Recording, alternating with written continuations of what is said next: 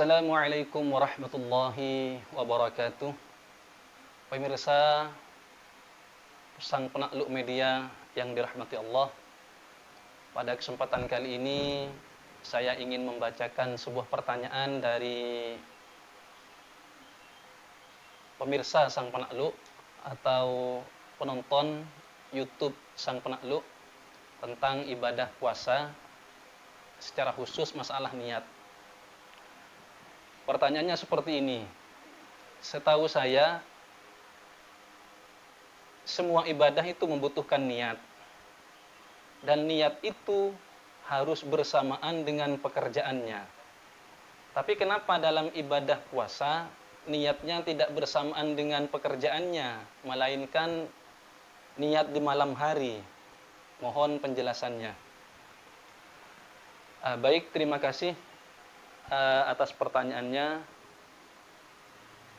Niat itu adalah pembeda antara ibadah dengan kebiasaan. Maka yang membedakan itu adalah niat. Misal contoh mandi. Ketika kita mandi biasa dengan mandi yang wajib, ini caranya, pekerjaannya sama. Maka disitulah membutuhkan niat untuk membedakan apakah ini mandi biasa atau ini mandi wajib. Itu fungsi daripada niat. Lah, dalam ibadah itu niat menjadi tolak ukur, niat menjadi barometer, niat menjadi hal yang paling urgen. Dan niat itu di semua ibadah memang harus bersamaan dengan pekerjaannya. Kecuali ada beberapa ibadah, di antaranya adalah ibadah puasa, ini memang tidak diwajibkan bersamaan dengan pekerjaannya. Semisal ketika kita mandi wajib, maka niatnya harus bersamaan dengan pertama kali kita menyiram, mengguyur tubuh dengan air. Atau ketika wudhu, maka niatnya kapan?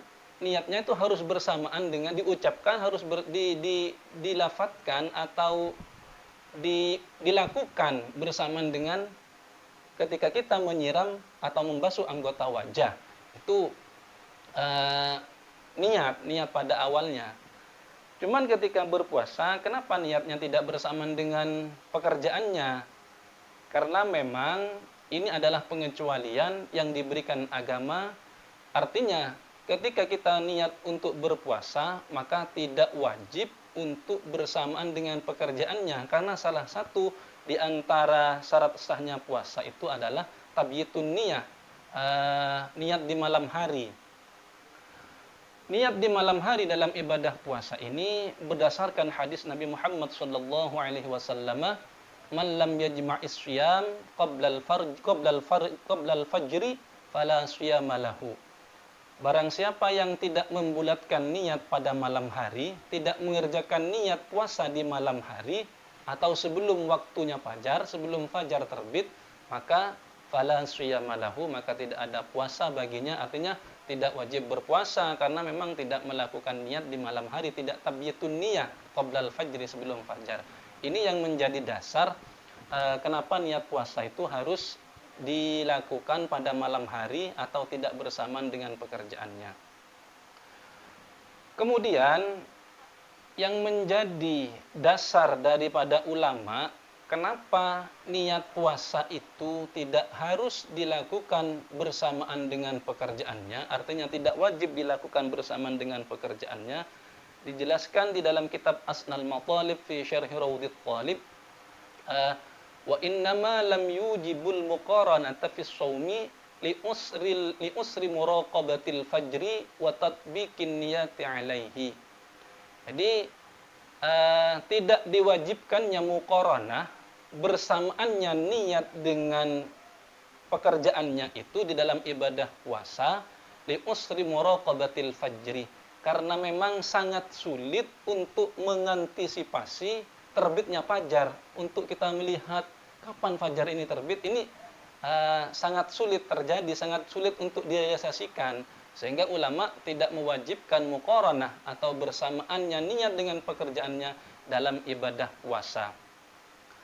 Di dalam Tuhfatul Muhtad fi Syarhil Minhaj itu dijelaskan qauluhu muqtarinan bi fi'lihi ay fi'li dzalika syai'i fayajibu iqtiranuha bi fi'li syai'il manwi, berwajibnya bersamaan niat dengan pekerjaannya itu, atau bersamaan pekerjaan dengan yang diniati itu memang wajib dalam niat, illa fis shaumi, kecuali di dalam ibadah puasa.